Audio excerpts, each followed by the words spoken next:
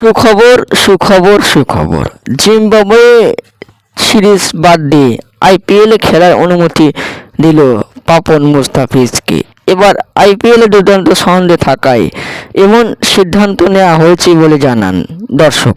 এবার আইপিএলে সেই পুরনো রূপে মুস্তাফিজ, চেন্নাইয়ের একমাত্র ভরসা মুস্তাফিজ। তাই তো টি-20 বিশ্বকাপে ভিসা প্রসেসিং এর বিশেষ ব্যবস্থা করেছিল চেন্নাইয়ের টিম ম্যানেজমেন্ট। শীর্ষ থেকেও মুস্তাফিজ নেমে গেল 3 নম্বর, হারিয়ে ফেললেন পার্পল ক্যাপ। মুস্তাফিজ কি পারবে আবার শীর্ষ থেকে উঠে পার্পল ক্যাপ চাহারের কাছ থেকে ছিনে নিতে? আইপিএলে বল হাতে উড়ন্ত ফর্মে থাকা মুস্তাফিজ চেন্নাইকে স্বপ্ন দেখাচ্ছে বড় কিছু। ভক্তদের আশা দেখাচ্ছে টুর্নামেন্টের শেষ করে যাবেন দর্শক। কিন্তু মুস্তাফিজ কি পারবে আইপিএলে পুরোটা ম্যাচ খেলে দেশে ফিরতে? আপনাদের মতামত কি কমেন্টের মাধ্যমে জানিয়ে দিন।